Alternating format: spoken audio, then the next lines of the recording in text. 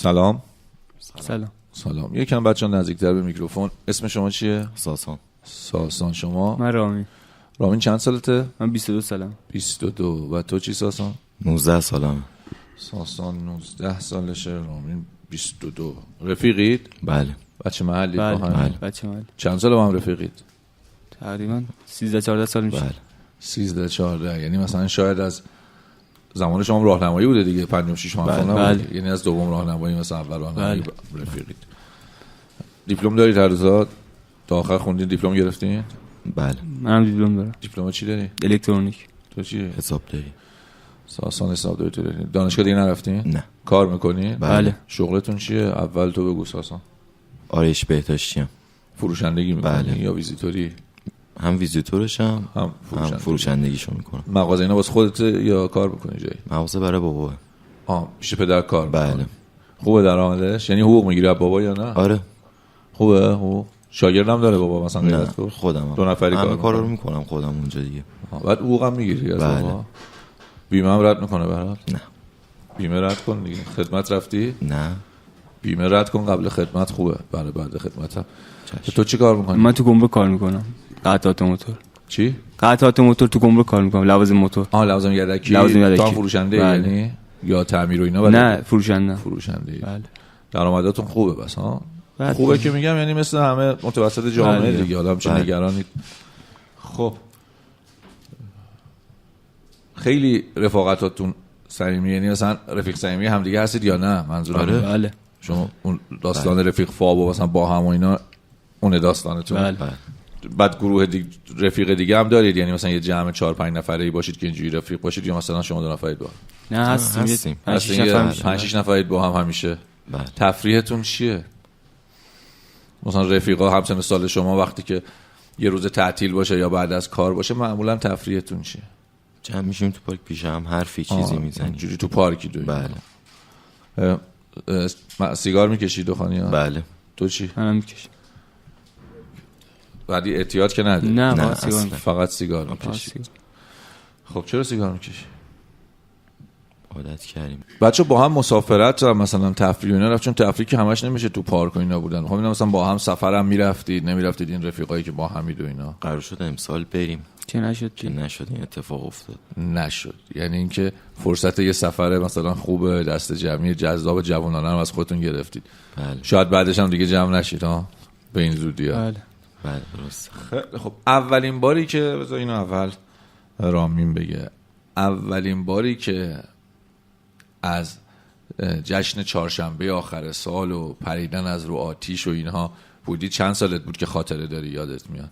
چند سالم؟ تقریبا 13-14 سالم. دورترینش مال اون موقع است یعنی یادت میاد که با پدر مادر مثلا میرفتی بیرون؟ نه تو کوچه یا آتیش درست میکردیم، میرفتیم میدیدیم با بچه‌ها. تو چی؟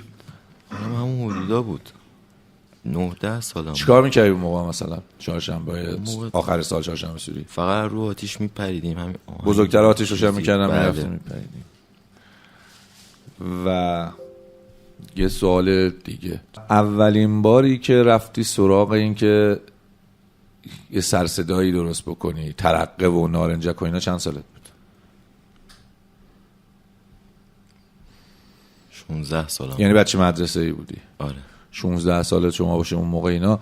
چی رفتی سراغ چی؟ اکریستوران؟ نرفتم سراغش. میدیدم خوشم میومد. دست مثلا بزرگترها آره. بچه‌ها؟ گفتم این چیه هی دارم زن صداش خیلی زیاده و خودت هم پرتاب کردی اون موقع؟ نه پرتاب نکردم. یه ذره سنم که اومد بالاتر یه فهمیدم چندشونشو در آوردی. تو چی رامین؟ منم به اون 16-17 سالگی بود ترقه می‌زدم. کی رفتید سراغ این که بخرید؟ از کی یاد گرفتی؟ بالاخره یه یاد گرفتن داره دیگه. من خودم خیلی بلد نیستم ولی میدونم یه ترکیبی یه درصدی باید با هم قاطی بشه و این درسته؟ بله. اینا کی یاد گرفتید؟ یکی جواب بده. اول تو بگو ساسان. نه بگو کی یاد گرفتی، نمیخوام بگی چه جوری درست میشه که. همون چیز بچهای محلمون یاد گرفتن. اونایی که اونجا بودن بزرگتر بودن میگفتن اینو با این مثلا انقدر از این آره. انقدر از اون قاطی بکنید، انقدر سنگ بذارید توش این حرفا. تو از کی یاد گرفتی؟ منم بچه محله بزرگم.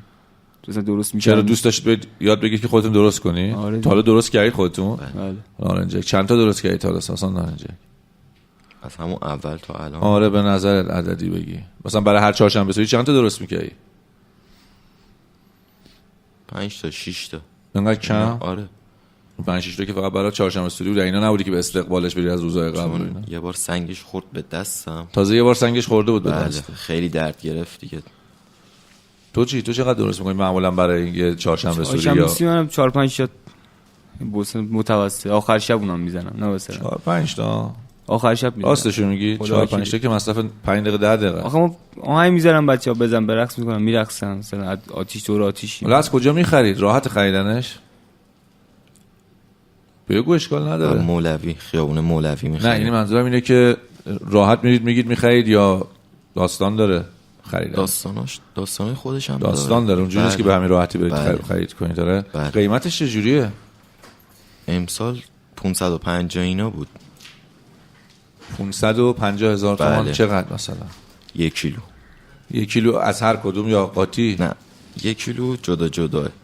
آها یعنی 1 کیلو از این 1 کیلو از اون با هم 500 تومان. بله. ولی زیاد نیست. میگفتید 5-6 تا بس خیلی بیشتر باید نارنجک بشه. میفروختیدم نارنجک به کسی؟ نه اصلا. راستشو بگید. نه. با 1 کیلو خیلی زیاده که 5-6 تا بیشتر میشه که. نه مثلا بعضیا همون بزرگ 1 کیلو رو درست میکنن میزنن. 1 کیلو رو برای یه نارنجک؟ بله. یا بعضیا اندازش چقدر میشه اون 1 کیلو که میگی؟ مثلا اندازه یه خورده کمتر از تو پلاستیکی‌ها یعنی که ما باش بازی می‌کردیم.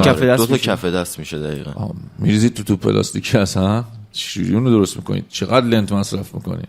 این یه دونه لنت میخوادش. یه دونه لنت برای 1 کیلو یا 2 تا. اهل دنبال کردن خبر و اینا هستید با گوشی و مثلا با موبایل و اینا؟ بله. هیچ وقت نمیدیدید مثلا توی این ایام خبر بیاد که فلانی سوخت، فلان خونه منفجر شد، فلان مغازه اینجوری شد، نمیدونم دست فلانی قطع شد، پای هیچ وقت این خبرها ندیده بودی؟ چرا من خیلی چرا؟ خیلی خودم بازم ولی میرفتید انجام میدادید؟ چرا؟ مطمئن بودید که شما هیچ وقت براتون اتفاق نمیفته؟ بله. فکر نمی‌کردیم همچین اتفاقی بیفته اصلا. بزرگترین نارنجکی که دستت گرفتی چقدری بوده که انداخته باشی؟ بزرگترین نارنجکی که بوده از این نیم کیلویی انداخته بودی خودت تا؟ نه نیم کیلو هم نه، چون انفجارش خیلی زیاده. اندازه توپ تنیس مثلا ها؟ آره دقیقاً. دستت نشون میده. آره. تو چی؟ منم تایش اندازه 1 کف دستم. 1 کف دست. خیلی بزرگی، صدا خیلی وحشتناکی بله. میده. بله. سنگاش پرت بشه این ور اونور نگران نیستید بخوره به کسی؟ برادر یا خواهر کوچیک‌تر دارید؟ بله. میام بیرون چهارشنبه سوریا؟ نه چرا نمیام؟ کوچیکه 7 سالشه برادرم. به خاطر سنشون نمیاد یا مثلا پدر مادر نمیذارن؟ نه نمیذارم پدر مادر. آره هم پدر مادر. خب چرا پدر مادر نمیذارن؟ چون خطرناکه، میره اتفاقی بری واسهشون اتفاقی میفته. میفته. اتفاق کی باعث میشه؟ شما خودتون به نظرت شما و کسایی که این کار میکنید باعث اون اتفاق نمیشی؟ هیچ وقت فکر نکنین که مثلا یه زمانی برادر کوچیک‌تر یا خواهر کوچیک‌تر اصلا هیچی بزرگتری رد بشه؟ من با کسی گفتگو میکردم 2 تا چشش نابینا شده بود سر 2 تا سنگی که از یه نارنجک در اومده بود. واقعا بهش فکر نکردید تا حالا؟ ببخشید واقعا تا حالا بهش فکر نکردید؟ نه راستیتش نه. خب حالا بریم سراغ آخرین چهارشنبه اسفند 1403. ساعت چند از سر کار اومدید بچه‌ها؟ اصلا رفتید سر درست کار سر نرفتیم. کار نرفتیم اون روز. نرفتید چرا؟ نه. چرا بودم سر کار تا ساعت مثلا 3:30 4 بودم. 27 میشد فکر می‌کنم. 28 میشد. نرفتید زیاد دنبال کار. از چند با هم رفتید تو اون پارک و رفیقا؟ ساعت 5:30 6:30 با بچه‌ها با هم بودید. چند نفر با هم بودین؟ تقریبا بودیم، خیلی بودیم. بیشتر بچه محله رفیقا هم آره بیشتر بچه محله همه بودن.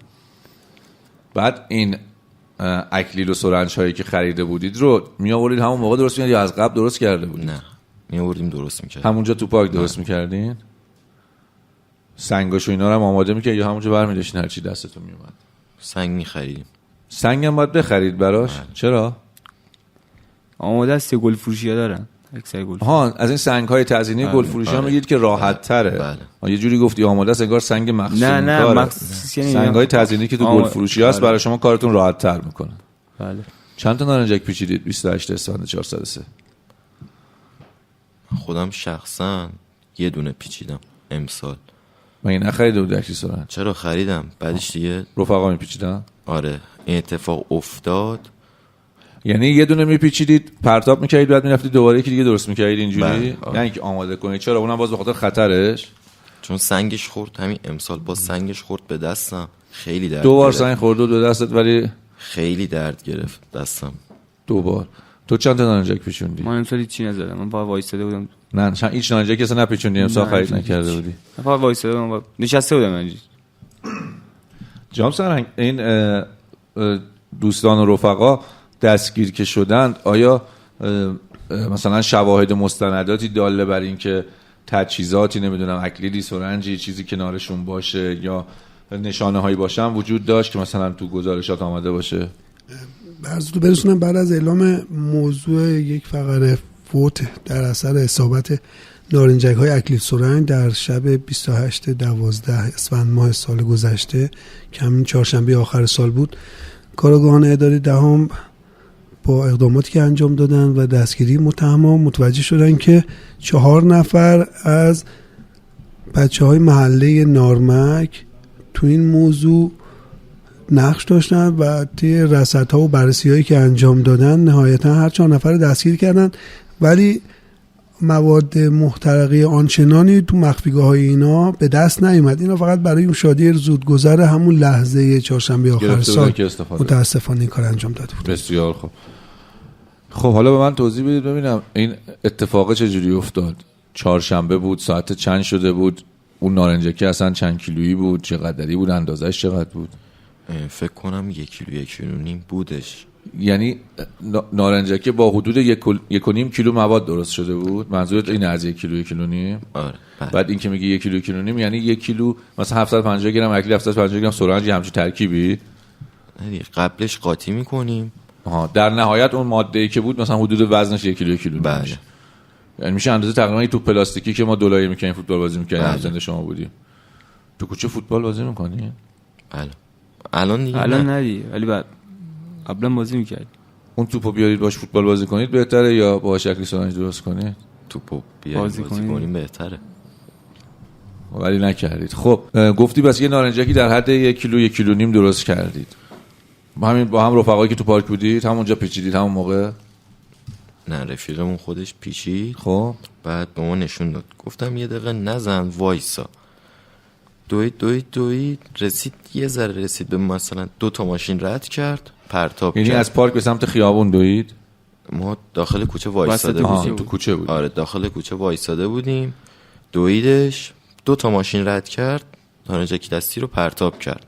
یعنی از کنار ماشینا رد شد، دومی که رد شد به سمت وسط کوچه مثلا پرت کرد. اومد به طرف آتیش پرتاب کنه، موتوری یه پیاده رو اومد تو. یه موتوری از پیاده رو اومد تو. چند نفر رامین ترک موتور بودن؟ 3 نفر بودن. 3 نفر روی موتور بودن. بزرگ بودن، کوچیک بودن، مرد بودن؟ 3 نفر تقریبا 3 ماله بودن، 37 ساله بودن. 3 تا مرد بودن. 3 تایی تو موتور بودن. بله. همزمان که این دوستتون سازان پرتاب کرد این موتور اومد تو کوچه. بعد چی شد؟ نارنجک رفت خورد موتور؟ بله. ما فکر کردیم اول خورده بغل موتور، انفجارش گرفت. یعنی شما فقط دیدید پرتاب شد و دود زیادی میده؟ خیلی دود زیادی بود. پرتاب شد چون وسط کوچه رو آتیش درست کرده بودیم که ماشینی موتوری نیاد که این بنده خدا موتوری یا پیاده رو اومد تو. خب بعد پرتاب کردند و از سمت رفقای شما اکیپ شما و بعد یه دود زیاد و سپرده. بعد چی شد؟ نارنجک خورد زمین، دود زیادی چیز شد. ما فکر کردیم مثلا بغل موتور خورده. بعد وایساده بود تماشا داشتید می‌کردید؟ نه همون یهو دیدیم یکی از اون 3 نفر افتاده زمین. کلا دود خوابید. بعد دود خوابید، دیدیم یکی از اون 3 نفر افتاده بود زمین. 2 نفر دیگه چی؟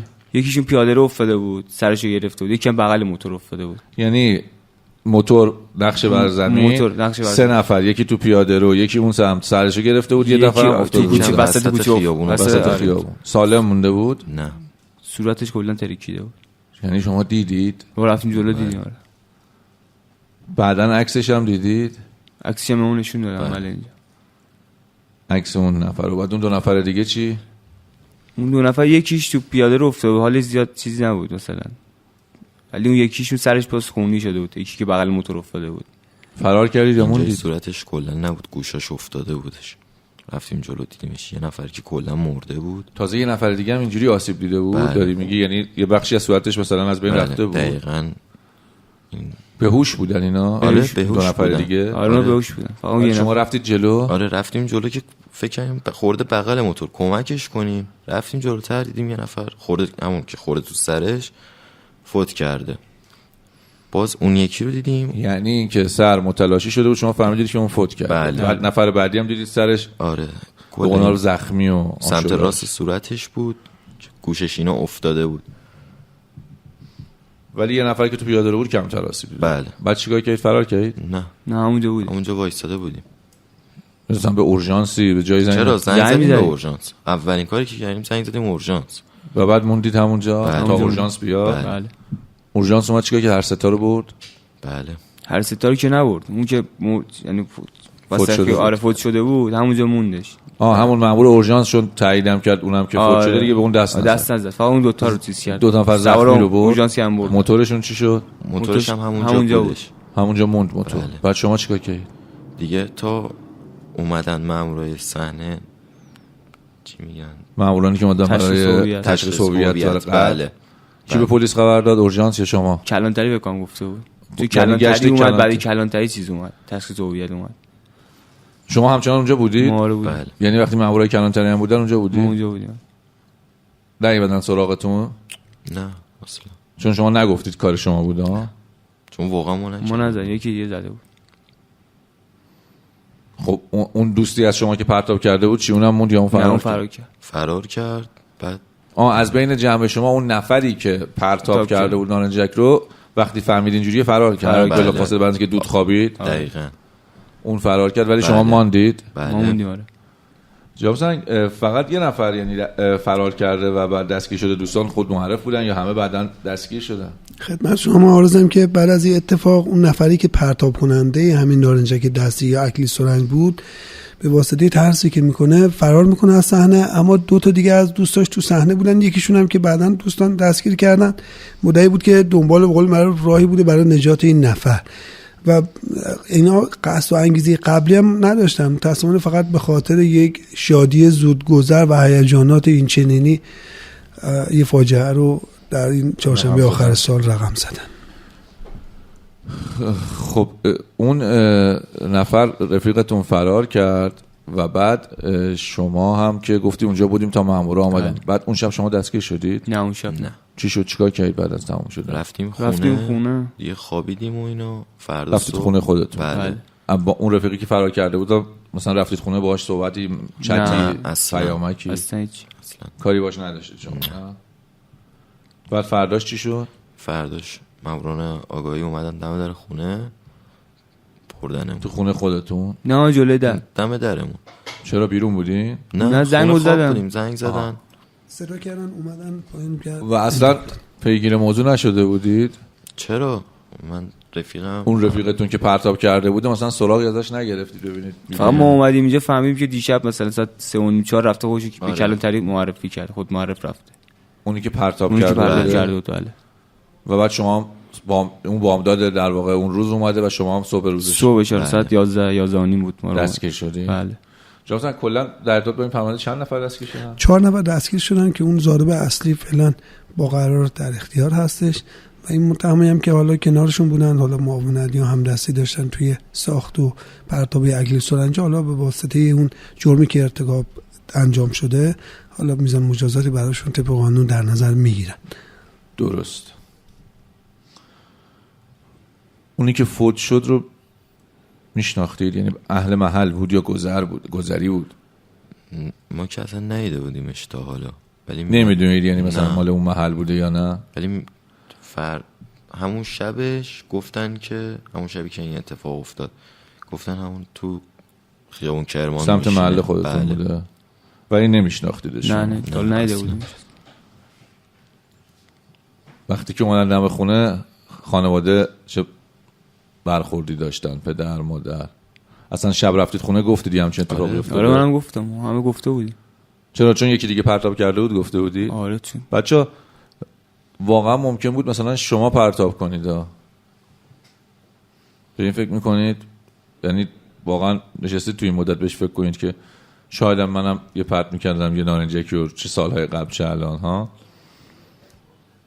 خیلی حواسمون جمع بود که به کسی نخوره. ولی ممکن بود همین رو هم یکی از شما پرت کنه نه؟ چون تو اون رفاقت ها و گروه حالا پیش میاد. درسته؟ حالا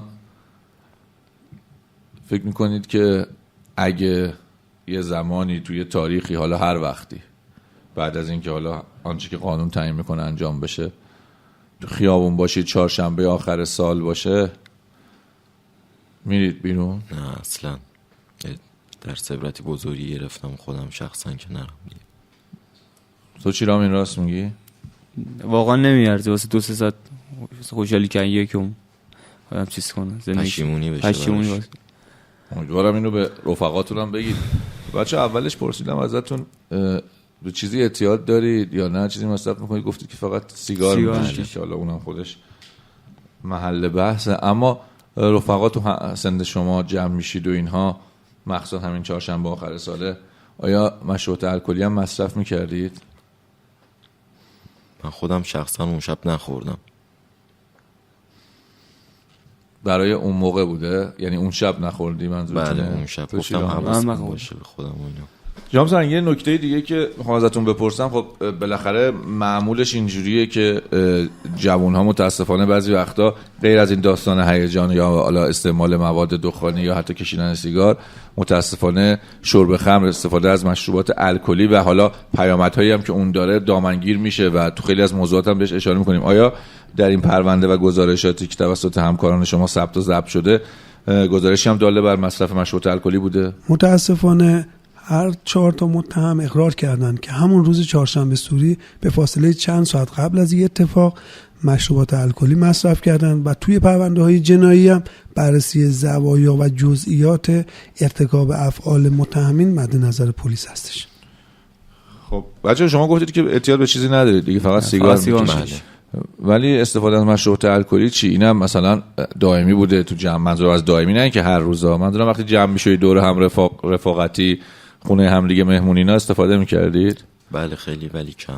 تو مهمونی مثلا وقتی با هم بودید مهمونی تولد. خب اون روز چهارشنبه آخر سال چرا استفاده کرده بودید؟ حالا منظورم از همون روزه ها، نه اینکه حتما توی پارک و اون موقع. چرا مدلشه؟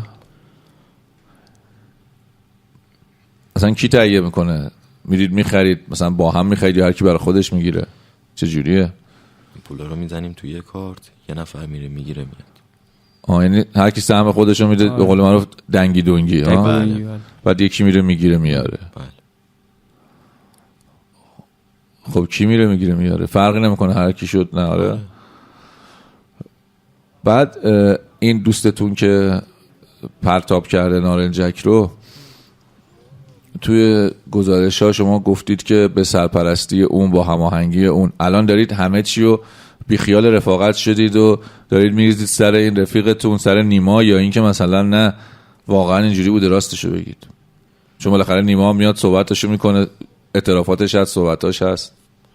یعنی الان من اگه نیما اینجا بود، نیما میگفت مثلا یکی دیگه اینجوری کرده، یکی دیگه جمع کرده، من نکردم، مثلا ساسان که رامین کرده، یا نه واقعیه این داستان؟ واقعیه. چرا؟ داستان اون خودش میخواسته یا نوبتش بوده یا قرعه فال و شانس و ممکنه هر کدوم از شما میبودید؟ یا حادثه بدونم عقص این کارو نکرد. همون میخواستم به این برسم که واقعا ممکن بود یکی از شما بره بخره، یکی از شما بره بگیره، یکی از شما بندازه. درسته؟ بله. ولی به نظرتون فرقی هم میکنه حالا چه نیما انداخته باشه چه شما؟ بالاخره با هم بودید، یه نفر زندگی شاید دست داده، یه خانواده نوناور خودش رو از دست داده. شاید جناب سرنگ متوفا چند سالش بوده گفتید؟ من فراموش کردم تو گزارش. 39 سالش. 39 سال. احتمالاً بچه هم داشته دیگه. یه بچه‌ای پدرش رو از دست داده، یتیم شده. خیلی تو حرف شاید من توی اینو توی کمتر از یه دقیقه گفتم، ولی به اندازه یک عمر زندگی است این داستان. اصلا اون بچه فکر می‌کنه تا آخر عمرش میتونه بره توی جشن چهارشنبه سوری، توی مراسم و نمیدونم چهارشنبه سوری شرکت کنه؟ فکر می‌کنید اصلا صدای انفجار ببینه چه حسی بهش دست میده؟ سه خیلی بدیه. به همین راحتی بچه‌ها یه خانواده داغدار شد، یه خانواده که چه عرض کنم، یه فامیل، یه به قول معروف خاندان عزادار شد، یه اتفاقی افتاد، ولی فقط بابت چی؟ یه مثلا صدایی و یه لذت آنی. حالا تو این چند وقت اخیر انواع و اقسام، نمیخوام بگم این خوبه ها، نه اصلا نمیخوام بگم خوبه، ولی انواع و اقسام ترقه‌های کوچیک صداداره که حداقلش اینه که آسیب نداره، به قول معروف پوکه و تیکه نداره. چرا از اونها استفاده نمی‌کنیم؟ چه فرقی میکنه؟ چرا باید من احساس قدر قدرتی بکنم که اکلیر سرنج ساختم مثلا با این چیزایی که حالا هست و میفروشن و این ترقه‌های؟ چرا از اونها استفاده نمی‌کردید و نمی‌کنید مثلا؟ چه فرقی داره؟ بیشتر به خاطر صداشم. یعنی باز اون صداش معیب‌تر، اون صدا رو میخواین همین؟ بله. عکس جناب سرنگ، عکس متوفا هستش خدمت شما؟ بله میتونیم ارائه بدیم خدمتتون. میشه عکس رو یه لحظه بدید اگر امکان داره؟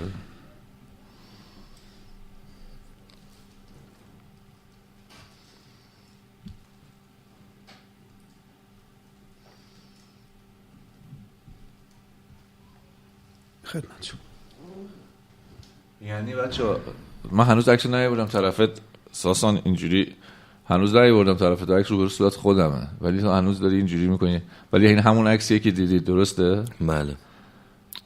یه زمانی ممکنه پدر ما، مادر ما، دور از جون همه نزدیکانتون و عزیزانتون، برای همه اتفاق بیفته، ولی علتش چیه؟ علتش فقط اینه که من خوش بگذرونم، فقط یه صدایی بیاد و کیف بکنم.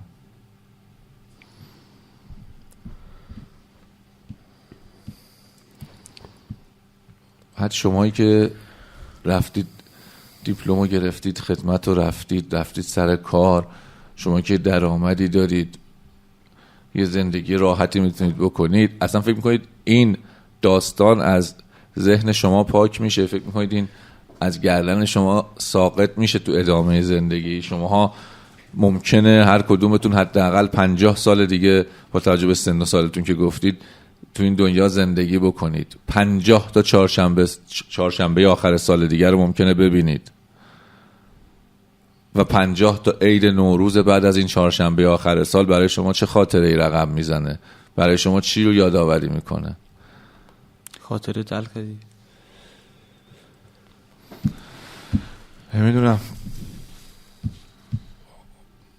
حالا فکر کنید که 4-5 تا از بچه محلای شما، از رفقاتون، همکلاسی، همکار، فامیل، بچه محل، میخوان چهارشنبه آخر سال اسفند 1404 رو پشت سر بذارن.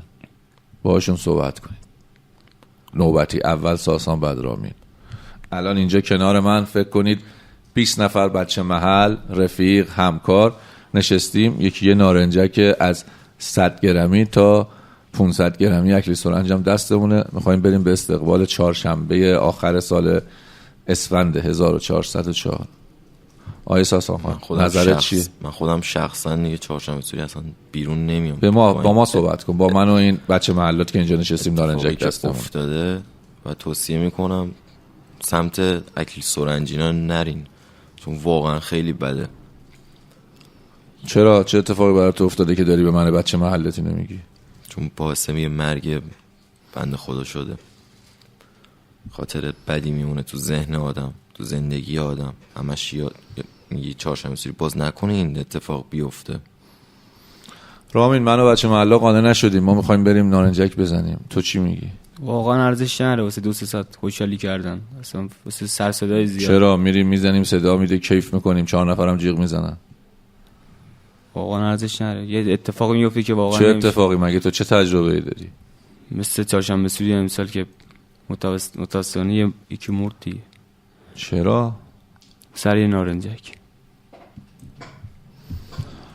امیدوارم واقعا اگه این فرصت رو داشتید، اگه بیرون بودید اون موقع، اگه همه اتفاقات سپری شده بود، حداقل تو سمت کوچه پس کوچه های شماها باعث بشید که اگرم چهارشنبه آخر سالی هست، خوشوبش و معاشرت و یا آتیش کوچیکی، حالا نهایتا یه 2 تا ترقه کوچیک مثلا اونجا به سر صدا بکنه، حداقلش. البته جلو جناب سرنگ صحبت از ترقه هم میکنیم، اما جناب سرنگ یه نکته هم بگیم برای اینکه میخوام اثر این اتفاق بیشتر معلوم بشه.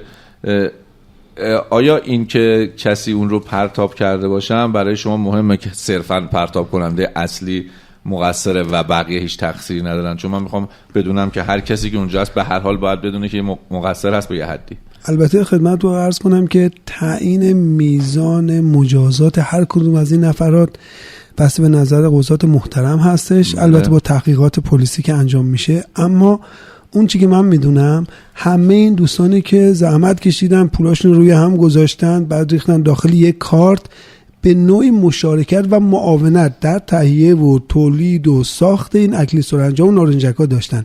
پس به نوعی همشون از نظر قانونی مسئول هستن و باید پاسخگوی این اقدام خودشون باشن. اما از نظر حالا حقوقی اون نفری که پرتابش باعث مرگ بنده خدا شده اون مجازات اصلی رو به عهده خواهد داشت. بسیار خب. راحت بچه، وجدانتون راحته؟ یعنی پیش خودتون میگید که ما که ننداختیم، نیما انداخته، ما مشکل نداریم؟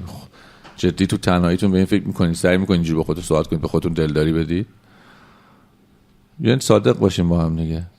مثلا من ساسان یا من رامین بگم که من که ننداختم، من چرا نگران باشم؟ این فکر رو با خودتون میکنین؟ آره. بله. فکر کنید چرا اینجوری فکر میکنیم؟ فکر نمی کنید که دلتون میخواد بگید من مقصر نیستم، من باعث اتفاق بدی نشدم، کار به نتیجهش ندارم و اینکه قانون و قاضی چی میگه؟ دوست دارید اینجوری پیش خودتون فکر کنید که من باعث مرگ کسی نشدم؟ واقعا ما باعث مرگش نشدیم. یه نکته من خدمت عرض کنم. البته خب شما استادید و میدونید ما توی کسب و کارهامون حتی از نظر اخلاقی و شرعی اشاره شده که اگر کسبی انجام بشه و من بدونم از این محل کسب قراره یه مخاطره برای مردم ایجاد شده باشه، تقصیر خودمو دارم. بله، این تقصیر خودش از نظر وجدانی و شرعی و اخلاقی داره و باید پاسخگو باشیم، پاسخگوی ندای وجدان خودمون. منی که فرض کنی انگوری محصولم هستش و بعد میدونم اگر این انگور رو بفروشم و قرار این نفری انگور رو ببره باهاش شراب درست کنه، منم در گناه اون اخلاقا و شرعا سهیم هستم. این تو مکاسب ما که من مسلمون هستیم بهش اشاره شده. مضاف بر که اون نفری که مواد اولیه اکلیل سرنج رو تهیه میکنه بعد میاد تو بازار مولوی به شما میفروشه، اونم به همین میزان باید پاسخگوی ندای وجدانش باشه. شاید قوانین ما این بازدارندگی رو نداشته باشن که با اونها که با این نیت و انگیزه میفروشن که 4 تا جوون بیان اینا رو تبدیل کنن به نارنجک و یه شادی زودگذری داشته باشن، اما این شادی زودگذر به چه قیمتی؟ به قیمت از بین رفتن شادی یه خانواده، نونآور یه خانواده، از بین رفتن آرامش روحی و روانی خیلیایی که شاید پا به سن گذاشتن، بچه کوچیک دارن، زن بارداری که پیش اومده و ما داشتیم سوابقی رو که به واسطه صدای انفجار بچه‌ش رو سخت کرده. همه اینها نقش دارن و دخیل هستن که اون حسابش با کرام الکاتبین هست. میدونید چرا ساسان و رامین اینو پرسیدم و گفتی تو ساسان که من باعث نشدم؟ چون طبیعی است که دلت میخواد وجدانت راحت باشه، یعنی اینکه بس در اعماق وجود خودت هم میدونی که یک کار اشتباهی رخ داده، یک خانواده‌ای داغدار شده، ولی امیدوارم واقعا از این به بعد اگر فرصت درک سالهای آینده رو انشالله داشتید و چهارشنبه‌های آخر سال واقعا رویه این نباشه. ولی به هر حال متشکرم که همراه بودید، گفتگو کردیم با هم و امیدوارم که حرفای نیما رو هم که صحبت کرده، اقرارهایی رو هم که کرده، حرفا همه روی صداقت بوده باشه و نمیدونم دیگه هرچی قانون تصمیم بگیره و هر اتفاقی که باید بیفته از طریق قانون همون اتفاق میفته. متشکرم. خداحافظ.